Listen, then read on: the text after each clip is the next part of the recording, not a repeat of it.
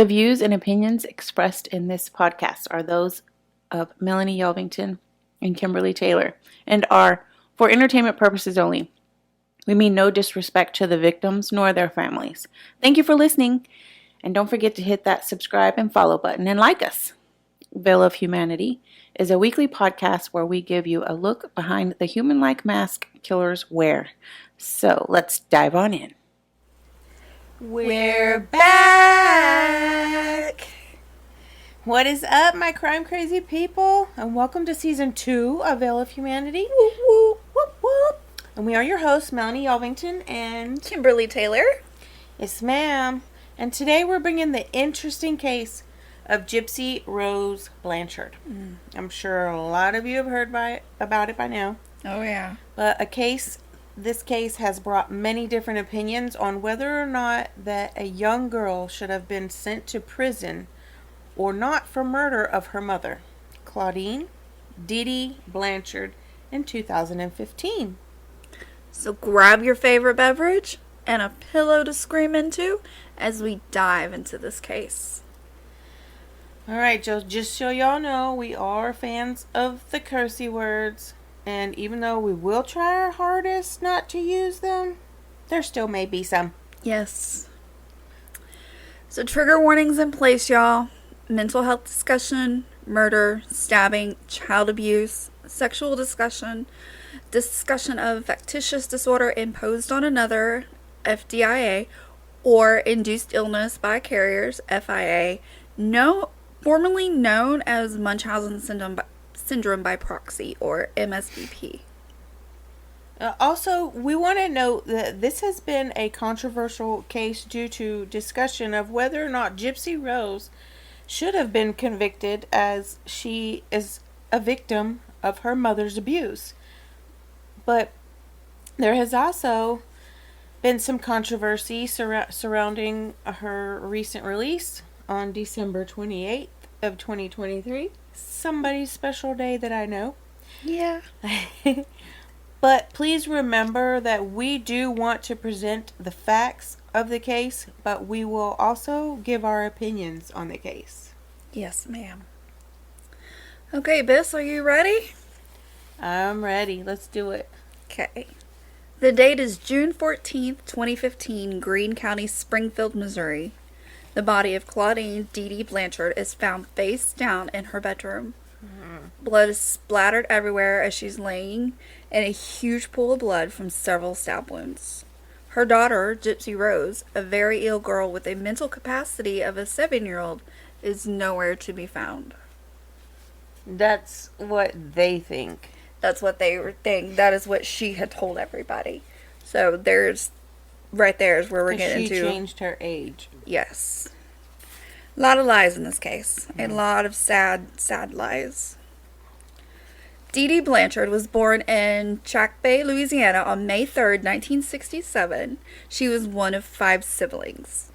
When her relatives were asked about the child she was, the answers were pretty negative.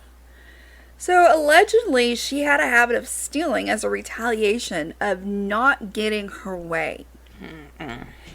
It was even rumored that she may have killed her own mother in 97 by starving her to death. Really? Yeah, it's alleged, but it's something that the family's been saying for a while now. They also have made claims that even she was a victim of Munchausen by proxy. So there's a lot swirling and working with this case. Right. I mean, this is still... Right, you're right. Even since she's out, there's a lot going on. Yeah, there's a lot coming out. There's a lot to this case. So HBO documentary did a great doc on this family. It's called Mommy Dead and Dearest. I highly recommend you check this out if you have not. According to the family members, DeeDee had early traits of manipulation that may have just carried on to adulthood. At some point, DeeDee moved in with her father and stepmother, and according to the documentary, Laura would claim that DeeDee would poison her food with Roundup, weed killer. What? Which led to Laura, that's the stepmother, her own chronic illness during the time that DeeDee had lived with them. Wow. Yeah.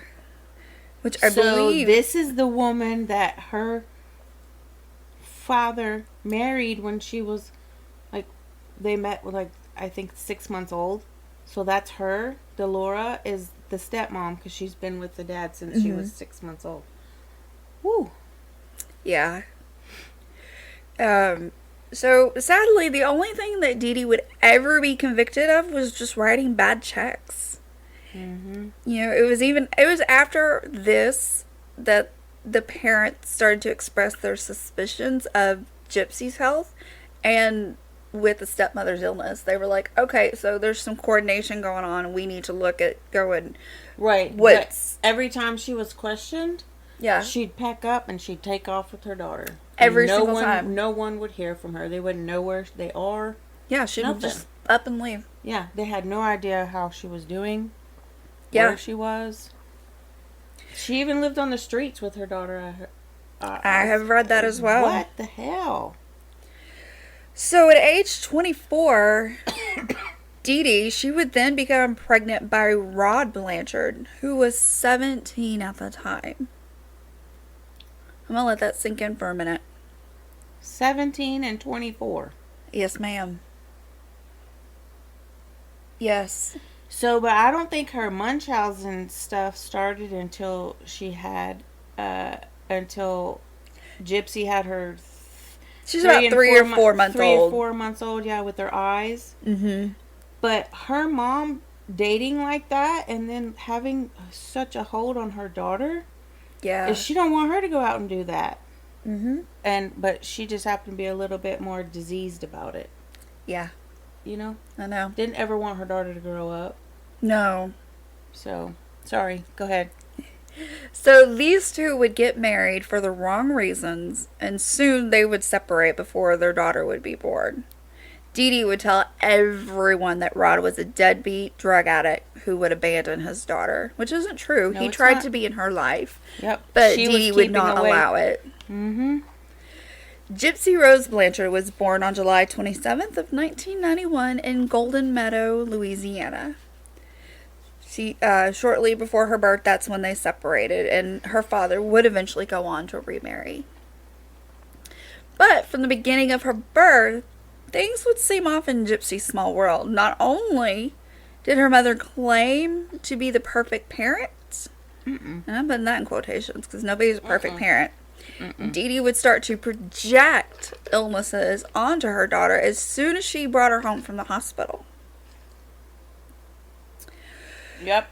First thing she did was, I think I read, or some documentary said that the first thing that she did was she started saying that she had sleep apnea.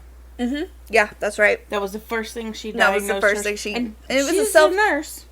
Yeah, it was a Give her the- self-diagnosis. a nurse's assistant or something. I don't remember exactly. But they're what still her not title allowed was. to make a diagnosis. Right, and she was doing it on her own daughters. Yeah. So let's talk about Munchausen syndrome by proxy, or factitious disorder imposed on another, FDIA. So according to the NCBI website and WebMD, I know a lot of people don't like WebMD, but I still use it. MSbP is a fictitious disorder that is characterized by fabrication or induction of signs or symptoms of a disease as well as lab tests. This is a psychological disorder that is marked by attention-seeking behavior by a caregiver towards someone in their care. It is a relatively rare behavior disorder, and typically you see the mother as the one projecting the illness onto their child, relative person they are caring for. So they are typically seeking medical help for exaggerated or made-up symptoms and have healthcare providers scrambling to figure out what is going on. These deliberate actions can often make symptoms worse, thus putting the child in more harm and subjecting them to unwarranted testing and surgeries. Yep, that is exactly what she was going through. Yeah. So the person with the Munchausen is usually not motivated by material gain. And sadly, the She healthcare... is. Yeah, she was. Sadly, the healthcare providers usually do not suspect the caregiver being the one that is causing the child harm. They usually do not appear to be abusive and are appearing as caring, helpful, loving, distraught, and overly helpful. Which, in this case, behind closed doors, she was actually abusive. Mm-hmm. And unfortunately, a lot of them usually are. She was so manipulative. She knew how to work it in front of the cameras. And everybody's just like, oh my God, I feel so bad for this poor woman. Mm-hmm. Let's give her a house and Everything. build her a ramp and give her everything she needs to take care of this unsick child. Yes. God. So there are several ways that they exaggerate or lie about symptoms.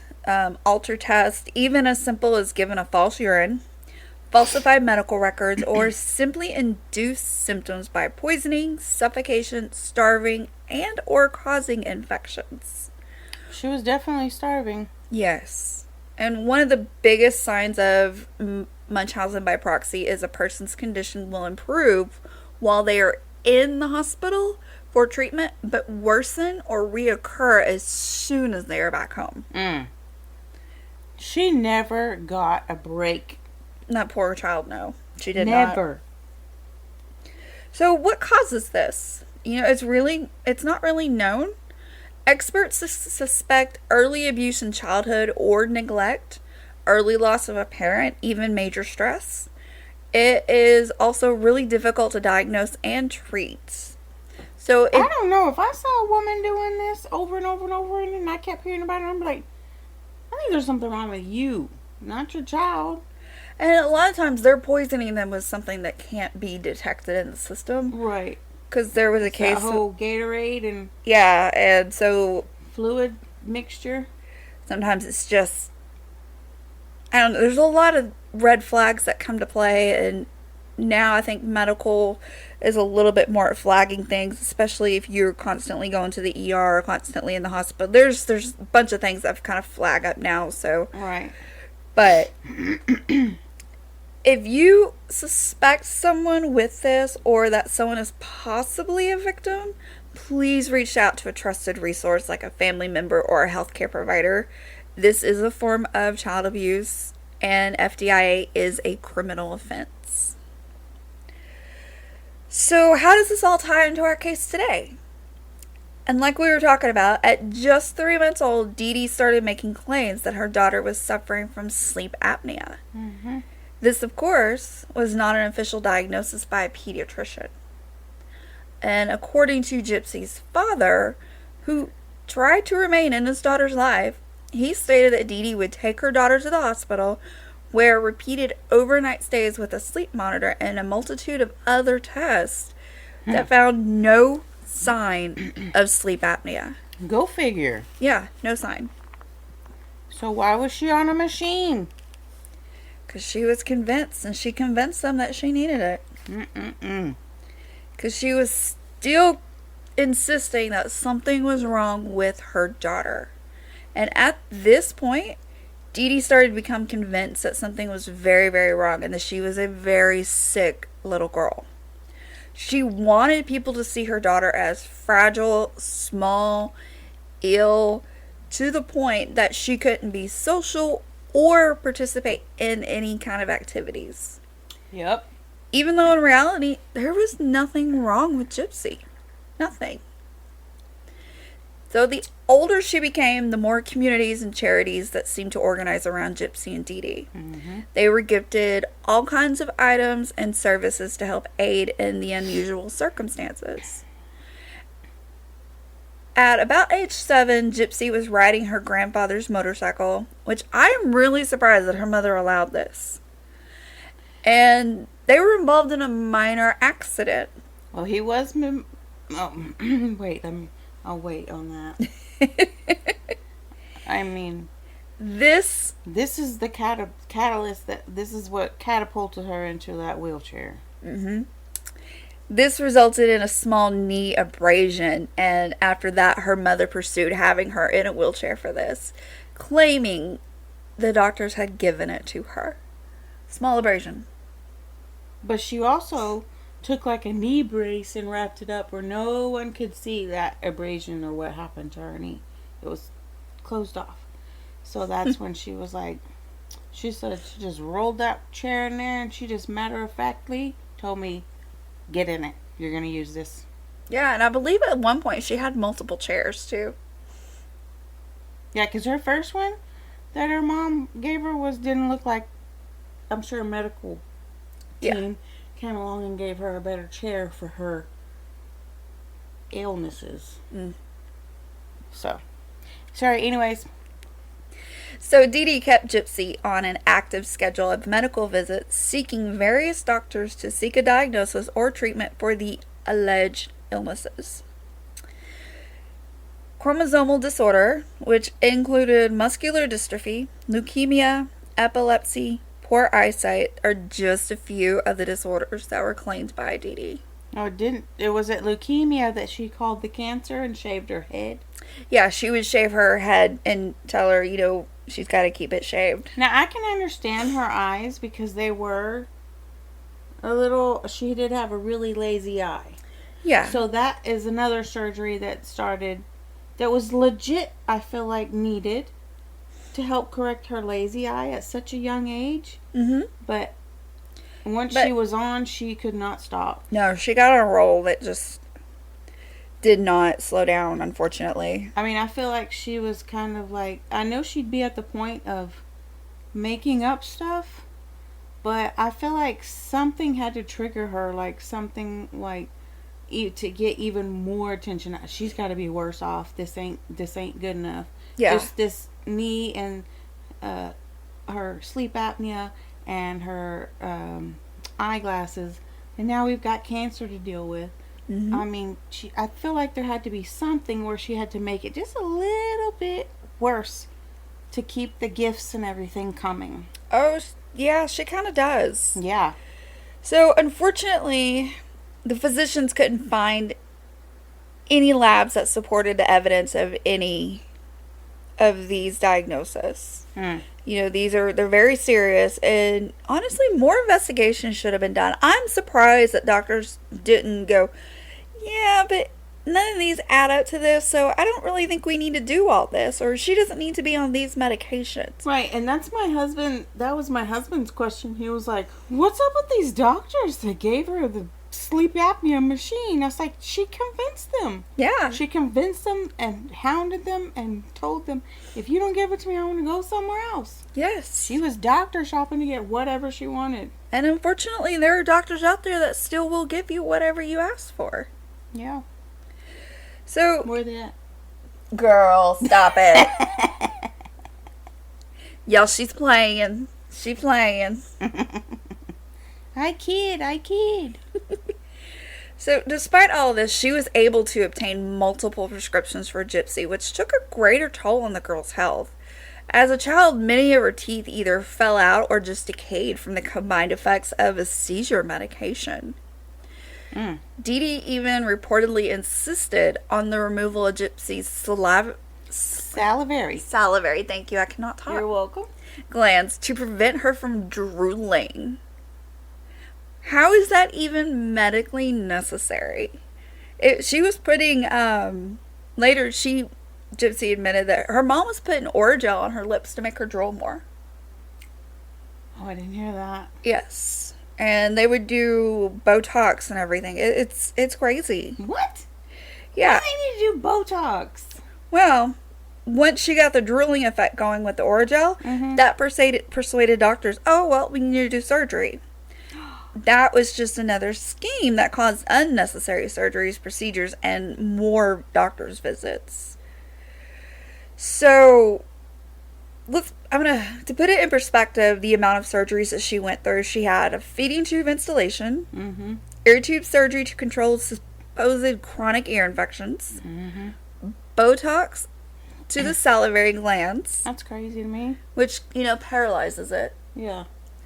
After that was insufficient, 2 of the glands were removed. Multiple operations on her eye muscles to treat the alleged weakness. Muscle biopsies to find out why her legs didn't work. Spoiler alert, they worked just fine. Yeah. And then multiple teeth extractions due to decay, which is From more- her fake seizure medicine. Yes.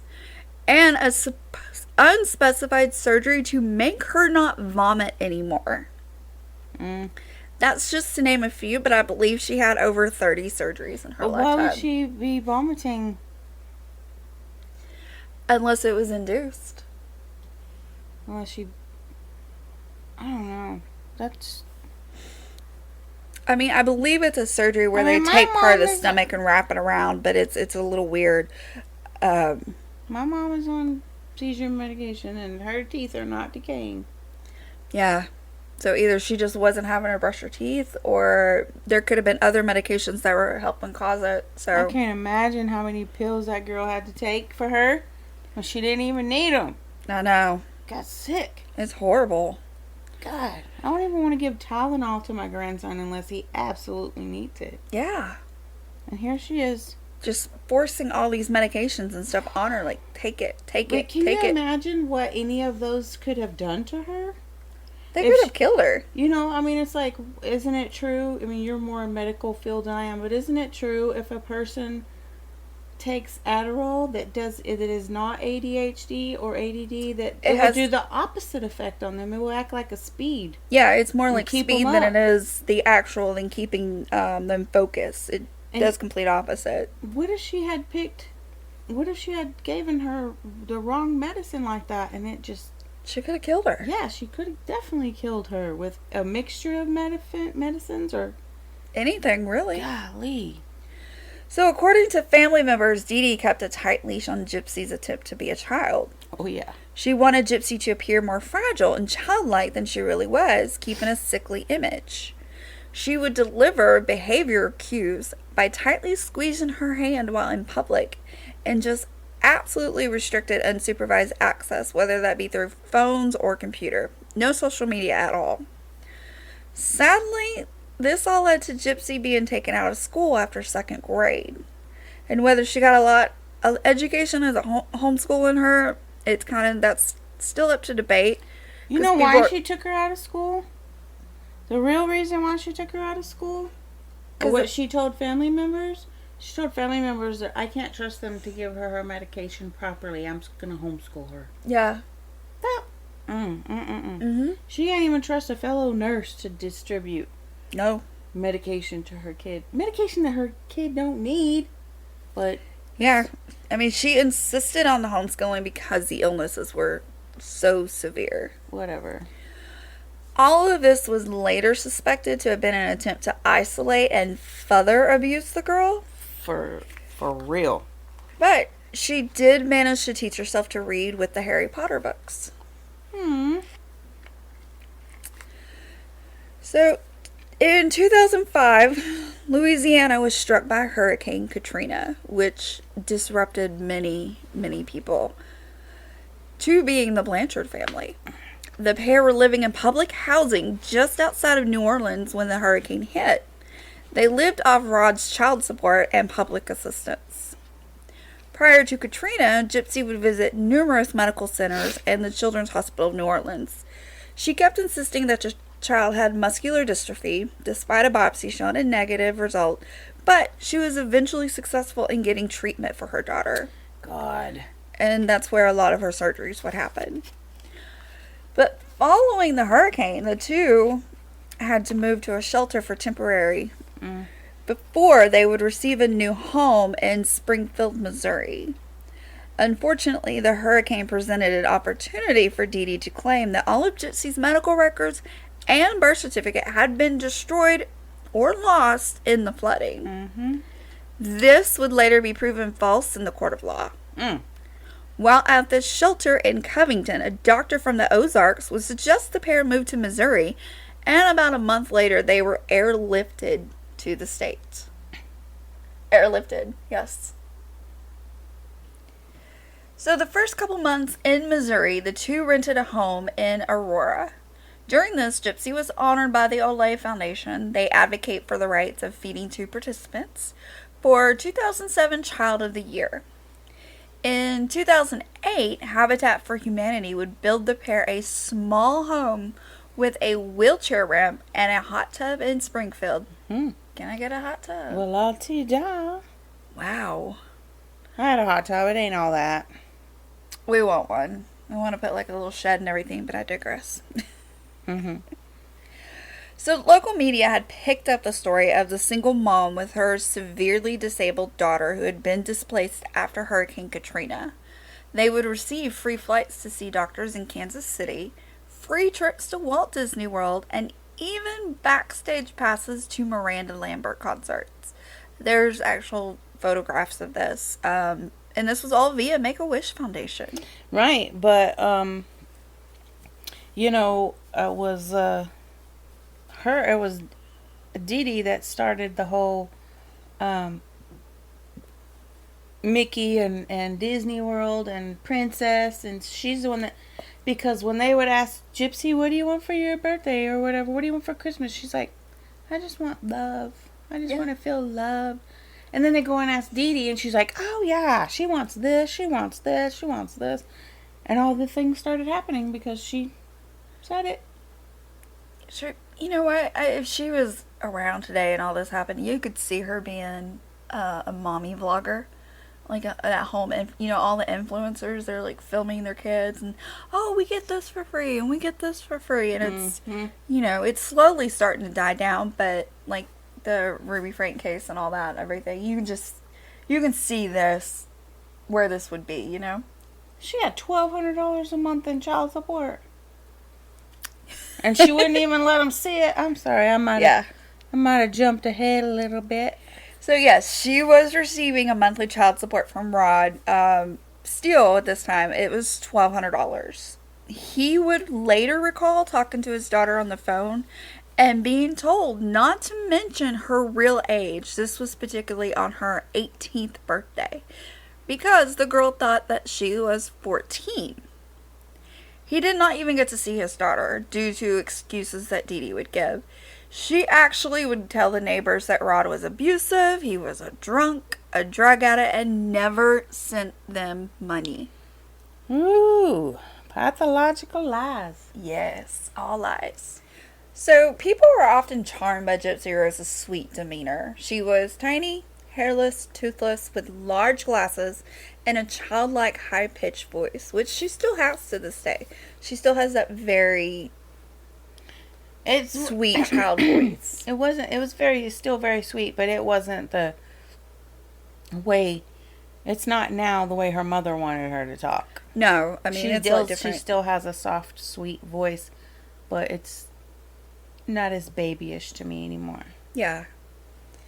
So apparently her mother had shaved her head on a regular basis to mimic a chemo-like appearance. And you know what people say about that? Like, that's not how your hair falls out whenever you're doing chemo. It's the whole follicle. It just falls out and patches. Falls out in patches, you know? Yeah. And then, but I haven't ever heard if she thought, well, I better just shave it all off so I can put a hat on her and nobody has to look at it. Type thing. And what she did, she made her wear hats and she wore wigs and stuff like that, especially because she liked to dress up as a Disney princess all the time. So she would, you know, wear like a blonde curly wig or Ariel or something. So Yep. But Gypsy was told that her medications would eventually cause all of her hair to fall out. So this was to beat it to the punch situation. Mm-hmm. You know, and like I was saying, she would often wear the wigs or hats just to cover her head. So the first doctor to really be suspicious of DeeDee was Dr. Bernardo Flasterstein, a pediatric neurologist in Springfield. He became highly suspicious of the muscular dystrophy diagnosis due to no labs or MRI studies showing any evidence of the disease. Yeah, because she never... Yeah, I remember every time she go to a doctor, she's like, well, I don't have any of her records. You just have to go off of what I'm saying she has. See, I thought at one point that she had her own medical records that she had written up, and that's what they were looking at. But I think eventually she's just said everything was lost due to the hurricane. Right. So, and I don't think she could even tell them, like if they said, well, give me the doctor that did her eye surgery and I'll find out Yeah, I don't or remember. the date or around or where was the hospital, you know, she couldn't be like, well, I don't remember. And Yeah, she did so much shopping. yeah, she couldn't keep it straight. Exactly. So this doctor, he's quoted as saying, I don't see any reason why she doesn't walk to DeeDee at one of her follow-up appointments. Oh. He was a witness to Gypsy standing and supporting her own weight. So, and it was also noted in the chart that DeeDee was not good at giving a record history. Mm-hmm. So he actually took it upon himself to contact Gypsy's former doctors in New Orleans, and that's when he learned the original muscle biopsy was negative despite DeeDee's self-diagnosis. And even her family knew that she could walk. Yeah. Because DeeDee wasn't home, and she went out and got on a trampoline and was jumping, having a gay old time. And Being a kid. her mom pulls up, and she drops like a fish. Just flat. Yep, and DeeDee comes, she's like, don't you know she's crippled? And she takes her off of the thing and puts her back in her chair and takes her inside and doesn't let her play for the rest of the day with her family. Isolation. That's what she wanted. Isolation. So sad. It is. So he also learned that all the records were not lost in the flooding aftermath of Hurricane Katrina. That is when he started suspecting the Munchausen by proxy. Mm-hmm. At this point, DeeDee was trying to gain access to the doctor's office visit notes, and she made the decision to stop seeing. Because he wasn't giving her what she wanted. Yeah. But unfortunately, this doctor did not report her to social services. He apparently was informed by other physicians just to treat the pair with so-called golden gloves. What the hell does that mean? Carefully and just kind of do it. Just treat. Just, here you go. What? Yeah. So who knows if authorities would have even believed him at this point, because everyone saw them as, you know, oh my gosh, she's so sick. She's got all this wrong with her. But like he was doing, there was no digging done. There was no, I need factual evidence, which is what should have been done at this case. Mm-hmm. So, 2009, an anonymous call to the police for a wellness check claimed DeeDee was using different names and birth dates for herself and Gypsy, and that Gypsy was in better shape than proclaimed. The officers at the wellness check believed DeeDee when she told them that she used incorrect information to deceive her abusive ex, so that the pair could not be found. The police believed that Gypsy was mentally disabled, and they closed the file at that time. She don't have an abusive ex. No, unfortunately, Stupid. she's got a man that wants, or a father that wants to be a father, She and has to have an excuse as to why she's doing what she's doing. and at the time, the police had no other reason not to believe what this woman was telling them. Yeah. I mean, there was no reason to investigate. There was no reason to look further into it. Gypsy for years believed that she was born in 1995, and even at a later interview, she was unsure of her real age. It seems that DeeDee forged a copy of her birth certificate. And unbeknownst to others, DeeDee did keep a real copy of the birth certificate. Gypsy would later recall that she had seen this copy, but was informed that it was a misprint. Oh my God. This poor girl was just lied to.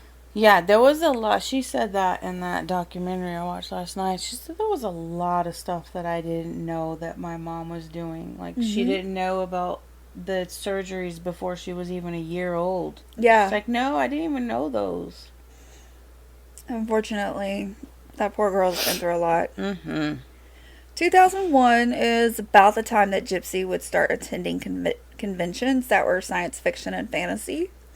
Well, you know, most people dress up in elaborate costumes for this. You know, they cosplay and kind of dress up, and some of them are absolutely beautiful and amazing. It is astounding what people can do with a costume nowadays.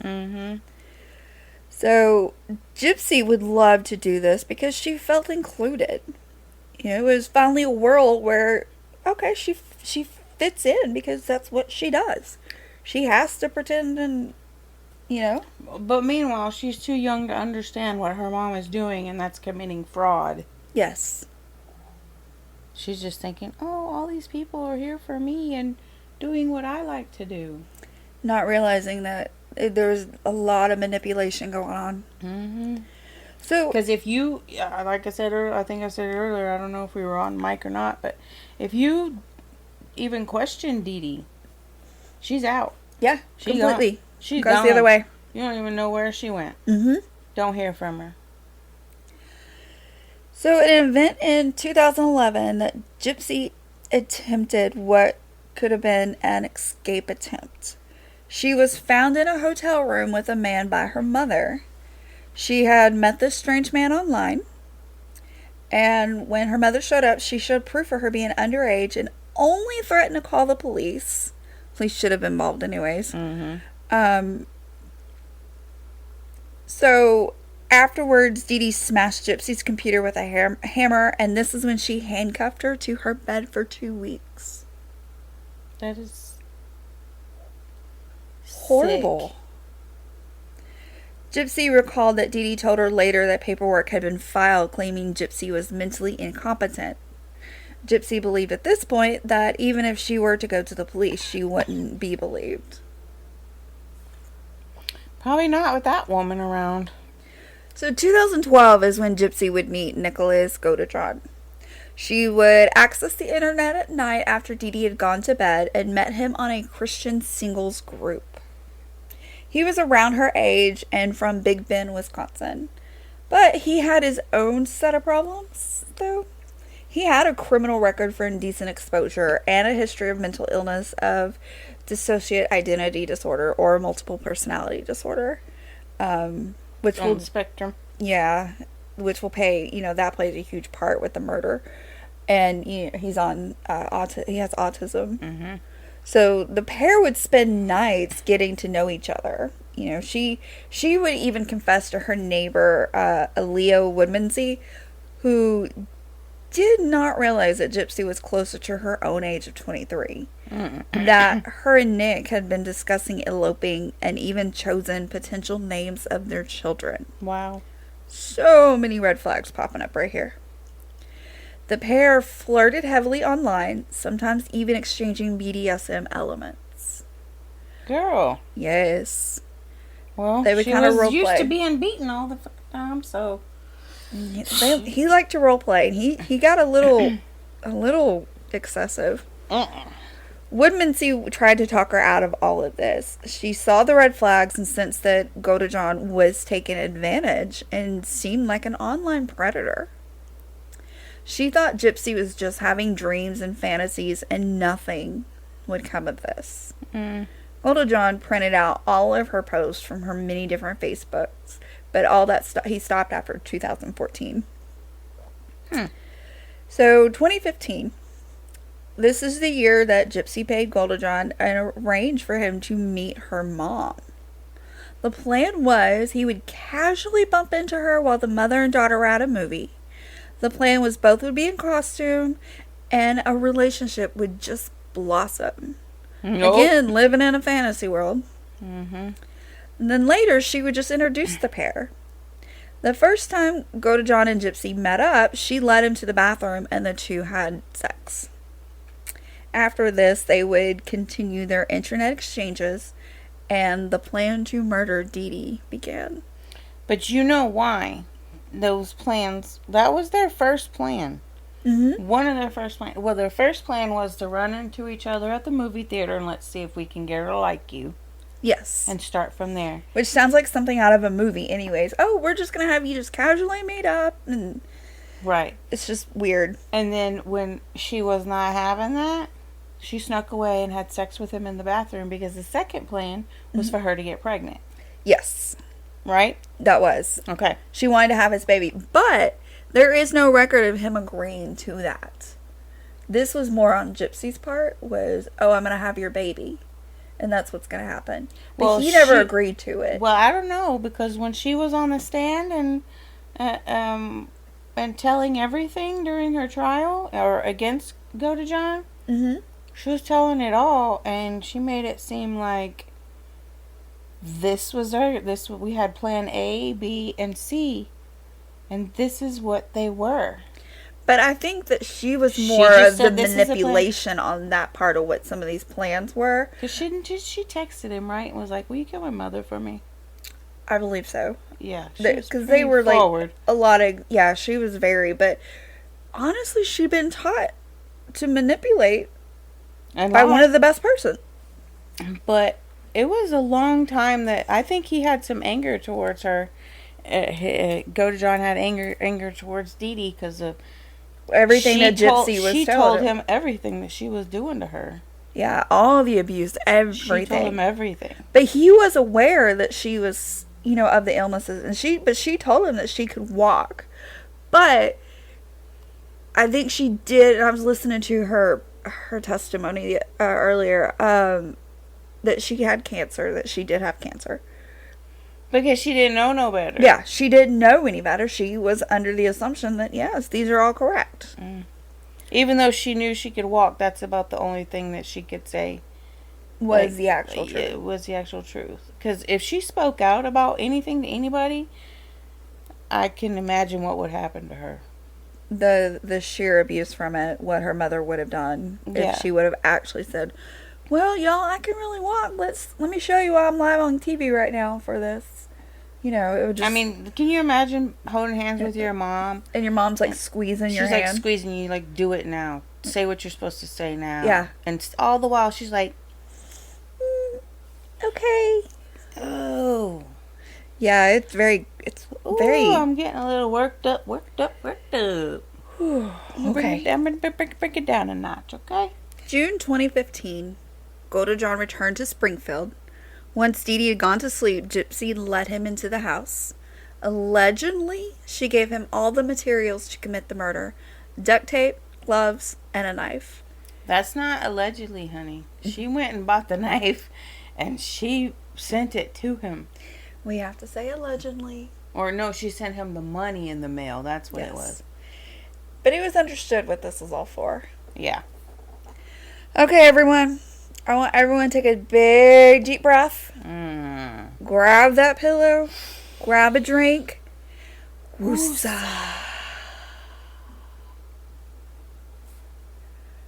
The murder. Gypsy hid in the bathroom and covered her ears. She did not want to hear her mother's screams. Golda John then stabbed DeeDee 17 times in her back while she was asleep. Afterwards, the two would have sex and steal about $4,000 in cash. The two fled to a motel room outside of Springfield. Now, did you know? Did you know that she could hear her mother calling for her? Really? She said in the prison interview I watched last night, I think she said, I could hear my mom saying, and she was bawling when she said this, I could hear my mom saying, Gypsy, help me, please. Oh, that's horrific. Yeah, she could hear her. So I've heard that he also wanted to essay the body, but from recent interviews with Gypsy, it seems that she did not let this happen, but alluded to allowing him to do the fantasies to her instead. Okay, girl. Gypsy also revealed that some of the last words her mother had ever said to her, they were painting nails beforehand, and DeeDee's meds were kind of, starting to kick in, take effect, and she told Gypsy, please don't hurt me. No one really knows what was meant by that. But I can't imagine being in the next room while your mother's being killed, and even though that's what you wanted and everything, but you don't want to hear it, I guarantee you don't want to hear it. So, up until this point, the couple had believed they had gotten away with murder, not realizing how many security cameras they had been caught on along the day. The two even went as far as mailing the knife back to Golda John's house. That's what I was thinking about. Yeah, to avoid being caught with it. What? Yeah. She purchased the knife for him. Or no, she stole it. She stole it from Walmart. Right. And she held on to it, but after it was done, that's when they shipped it off. So, a concerning Facebook status appeared on DeeDee's account June 14th, 2015. It read, that bitch is dead. This is also still on the Facebook memorial page. Her, Who did that? Gypsy put it on there.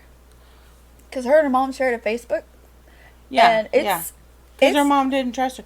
Didn't she Yeah. at one point start using her mom's computer to be able to communicate with She people? did. Yeah. She was using her mom's computer because she smashed hers. Mm-hmm. So she would have to get on her mother's late at night. Yeah. But how did she cover up that she got on there? On her computer, she might figure it out. You know? She probably learned how to... Hide whatever she was doing. Yep. Have special apps like calculators to hide pictures. Something like that, huh? You know, there's ways to get around it nowadays, even back then. So at this point, when that Facebook post popped up, friends, started to suspect, something's off here. That's not normal, not right. So several of the friends and neighbors went to the house to check on the small family. When they arrived, DeeDee's modified car was still in the driveway. So at this point, they knew they were not away on an unannounced medical trip, which they would. They would just, go to medical trips, and nobody really knew their schedule. So, But due to protective film on the windows, they were not able to see much inside, and no one was answering the door. At this point, 911 was called. Unfortunately, the police had to wait for a search warrant before they could enter. But they did allow a neighbor to climb in a window. He observed that the house was largely undisturbed and Gypsy Rose wheelchairs were all present. It was once the police had obtained the warrant that they were able to enter, and that's when they would soon find the body. A GoFundMe was set up to pay for funeral expenses for DeeDee, and what everyone feared would be for Gypsy as well. Because they all feared that Gypsy would not be found alive, or that she was helpless due to no medications or her wheelchair. Yep. Even her oxygen tank, everything was in the house, because she didn't need them. Right. The friend that she had confided in would tell the police what she knew about the online romance. She even had printouts that showed his name and information.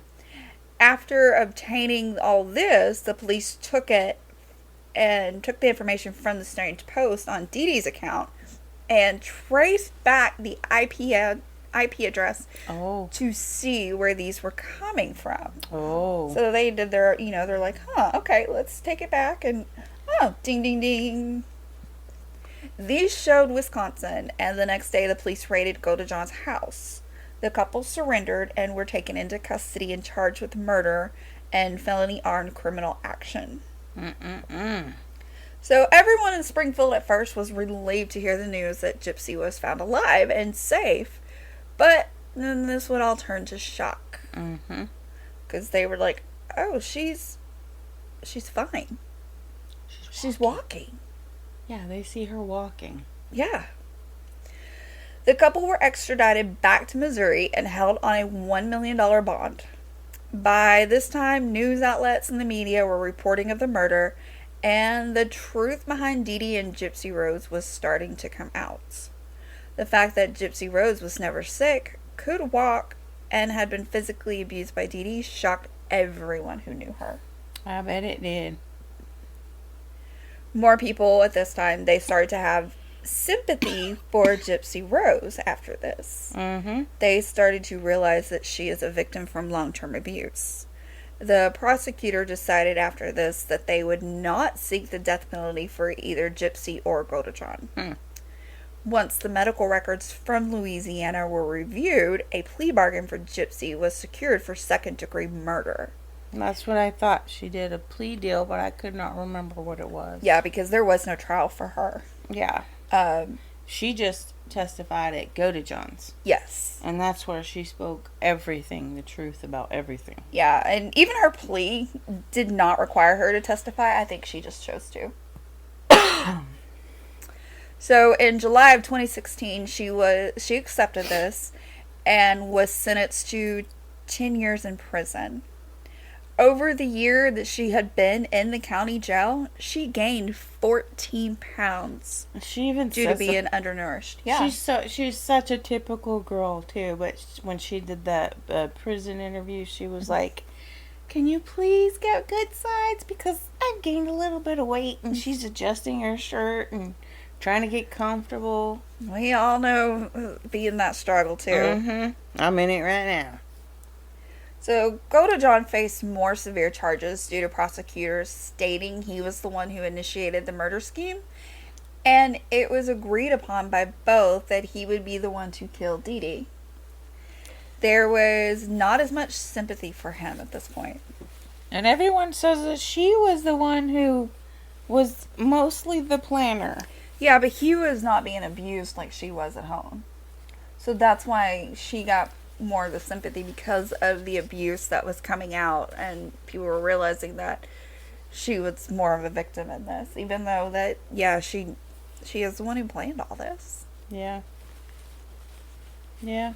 So his trial was to begin in January of 2017, but was postponed due to his lawyers wanting another psych eval on him.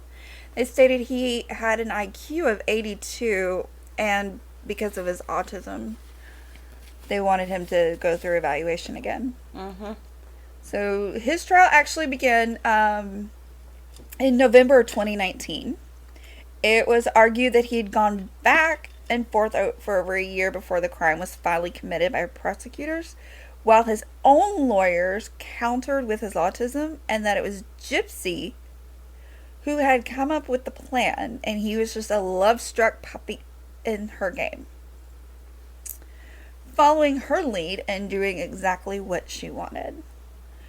Jurors were shown very sexually explicit texts between the couple that were sent the week before the murder. Mm-hmm. They were That's shown, what she's showing now. Yeah. They were shown the murder weapon, and they even learned how John had asked for details of DeeDee's bedroom and sleeping habits. But he actually did admit to killing her to the police. Yeah, he did. On day 3 of the trial is when Gypsy Rose testified. She did admit to the suggestion of murder to get away from her mother's abuse. Because her first few plans didn't work. Yes. She knew that if she left, that the authorities would just bring her back. You know, like we were talking, this had happened before. Mm-hmm. She even thought that if she were to become pregnant with John's child, then DeeDee would have to accept him. And the fact that she was not a child anymore. Mm-hmm. This is what led to the confession of her stealing baby clothes and the knife from Walmart. Gotcha. But like I was saying, John never gave a response to the pregnancy plan. So who knows what was really discussed on that part. After only 4 days, the case was turned over to the jury. It only took 2 hours for them to find him guilty of first-degree murder and armed criminal action. Mm. He was sentenced to life in prison. He did ask for the judge for leniency on the armed criminal action charge. It only carries a minimum of 3 years, saying that he had fallen blindly in love. But he ended up receiving a 25-year sentence for that charge, and it's running concurrently. Wow. I mean, there's people advocating now saying, well, if she's out, then he should be out. But if you can be influenced that easily, bro. Yeah, you might be in the best place you are right now. Yeah. So to quote Miss Gypsy, she said, "I feel like I'm more free in prison than with living with my mom, because now I'm allowed to just live like a normal woman." That was from January of 2018. She did not talk to any media until after the plea was taken. It was after this that she started doing her own research on Munchausen by proxy and realized just how sick her mother truly was. Mm-hmm. She has said that she believed her mom when it came to her having cancer, even though she also knew she could walk and eat solid foods without any problems. Yeah, she would do that at other people's houses. Yeah. She'd have that too, but then she'd just be eating. Just no problem. When her mom wasn't around. Mm-hmm. Yep. She just always hoped that the doctors would see through the ruse. She does accept she committed a crime and has to live with this. She does hope to be able to bring light to this disease and help other abused victims. So she's trying to do her part. Yeah, I can see she's coming out and she's trying to do good. Bring awareness To everything. Mm-hmm. While in prison, Gypsy Rose married her current husband. His name is Ryan Scott Anderson. He is a middle school special ed teacher. He had began writing her in prison after watching the HBO documentary Mommy Dead and Dearest, which sparked a romance between the two. She had also been previously engaged to another man named Kim, but there's not a lot of detail on him. By May of 2020, the two were on a regular email loop. Ryan would ask her father permission to marry her, just to let him know that he had good intentions toward his daughter. Okay. The couple received their marriage license on June 27th of 2022, and later had a prison wedding ceremony in July. The two do plan on having a fancier wedding now that she's out. So When they get their funds up. yeah. When asked if they wanted children, she answered yes. The question of will she abuse her children in the same manner has been brought up as a response, and people are curious to see how this will turn out. Gypsy has the chance to stop it and not let the abuse continue and be passed down to another generation, because like we were saying, allegedly her mother was a victim of Munchausen by proxy. Oh, she's going to be watched like a hawk. Oh, yes. You know, many people right now, there's a lot of arguments back and forth of that since she's abused, she will now become the abuser. It's It's not always necessarily true. Yeah. It's not always true. It can stop at her, and she could take everything that she has learned and become the best mother. You know, unfortunately, only time will tell. I hope the best for her. I hope she's able to turn everything around. I just wonder why she's out drinking margaritas and she's not supposed She's to not. drink. Those Okay. are photoshopped. She's Oh. out on parole, and when you're on parole... Oh, those were Photoshopped. Yeah, everything right Oh. now, there's businesses stuff photoshopping her saying, you know, she's out here enjoying this margarita. They did have alcohol at her release party, but she did not drink because you are alcohol and drug tested on parole. Yeah. So she was released to her husband on December 28th, 2023. That was my birthday. Yes. That was a nice thing to follow for my birthday. She was released on parole after serving only 85% of her sentence. The first thing she did was go buy a new pair of shoes. Mm-hmm. And they did allow the media in there, which they had to have special permission for that. Her husband brought the media. Yeah. Now, has she gone away quietly? Nope. She got a lot to say. She's got a lot to say. She's all over social media and doing interviews and everything. She also will be releasing a new book that is her story in her words, and I have it ready to download. I can't wait to read that one, actually, because I'm curious. Yep. But she deserves to live a life free of abuse. For sure. There was some controversy surrounding her, as she has stated she is a huge Taylor Swift fan, and her music helped her get through some rough times in prison. And she was hoping to meet her at the Kansas City Chiefs games. If y'all did not know, Taylor Swift is dating number 87 tight end Travis Kelce. Just in case nobody knew that. Just watch a game. You'll You'll know. It's a see and Taylor hear Swift about it. concert now. But due to safety issues, she was told to leave the state of Missouri ASAP and get to Louisiana, where she will be living and finishing out her parole. So like we were talking about, it's just, there's been a lot of media surrounding her, and there's a lot of Photoshop going on, and there's a huge debate going back and forth on Reddit. I'm just hoping she gets to live her best life. You know, she's gone through horrific abuse, and she deserves to live some happiness. Enjoy life. I mean, there's some things she needs to stop posting online, and I will admit that. That's my opinion. There's some things we don't need to know. That's personal. Keep it to yourself. But look at the kids these days. They post everything. Dumb as they are.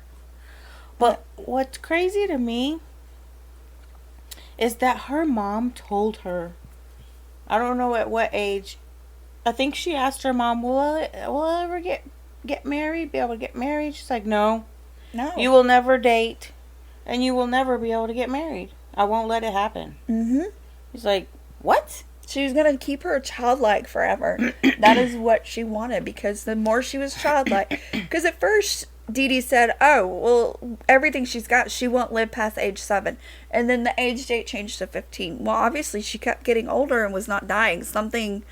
Mom needed to come up with more lies. More lies were made up. Oh, well, this life-saving drug, or this is going on, or we're doing this. And, you know, but there's a lot to unpack with this case. Yeah, she did a lot. And there's still so much going on with her being released and this new book coming out and the interviews she's giving. So I look forward to learning more, and hopefully we will be able to update as this case goes along. Yeah. I think we will. Excuse me, I'm sorry. I think we'll have another one To have to for come sure out. Yeah. before the end of the season, because we'll have more to talk about by then, you know? Yes. All right. So let me just say, this is a horrific case of abuse, and no one deserved what she went through.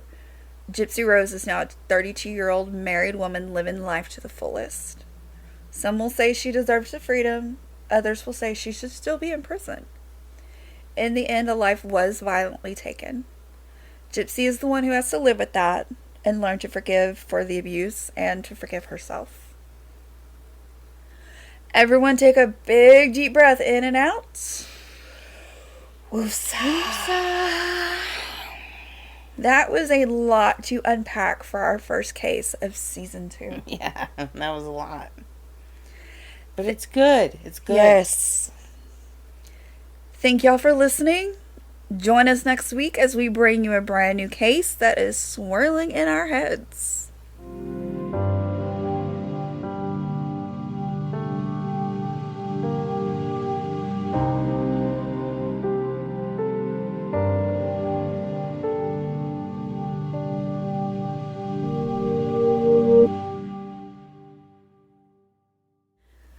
Alright, my crime crazy people, we will be back next week with a brand new episode.